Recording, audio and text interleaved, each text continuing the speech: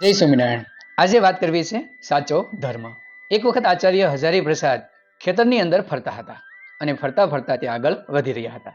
એ સમયે જોર જોરથી એક દુઃખભરી સીચ તેમને સંભળાય છે અને એ અવાજ કોઈ મહિલાનો હોય એવું લાગતું હતું.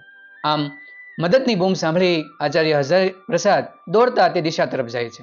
ત્યાં જઈને જોવે છે તો એક મહિલા દુઃખથી તરપતી હતી.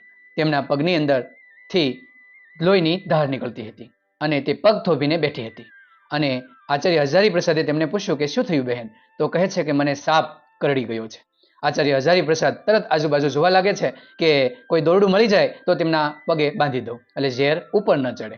પરંતુ ત્યાં ખેતરમાં કશું હતું નહીં એટલે હજારી પ્રસાદે પોતાના ગળાની અંદર પહેરેલી જનોઈ એ ઉતારી દે છે અને એ જનોઈથી મહિલાના પગે કસકી કરીને બાંધી દે છે. બાંધ્યા પછી એ મહિલાનું દાંતરડું લઈને એ ઘાને કોતરી દે છે એટલે તેમાંથી મોટાભાગનું ઝેર નીકળી જાય છે. એ સમયે બીજા લોકો પણ ત્યાં આવી જાય છે અને એ મહિલાનો જીવ બચી જાય છે. પરંતુ ઘણા લોકોએ જોયું કે હજારી પ્રસાદે પોતાની જનોઈ કાઢીને સ્ત્રીને બાંધી દીધી.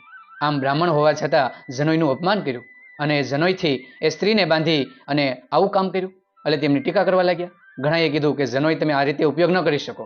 ત્યારે આચાર્ય હજારી પ્રસાદે કહ્યું કે માણસનો સાચો ધર્મ તો છે ને મુશ્કેલીની અંદર બીજાની મદદ કરવી છે.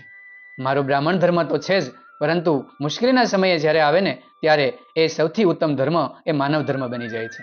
એટલે મેં કંઈ ખોટું નથી કર્યું અને પોતે કંઈ પણ વાત સાંભળ્યા વિના લોકોને સાચી સમજ આપી અને એ મહિલાનો જીવ બચાવ્યો હતો. આમ માણસનો ઉત્તમ ધર્મ એ માનવતા જ છે અને જેમને કારણે એ મહિલાનો જીવ બચી ગયો હતો. ત્યાર પછી લોકોને પણ સાચી સમજ મળી અને તેમને પણ આચાર્ય હજારી પ્રસાદને વંદન કર્યા.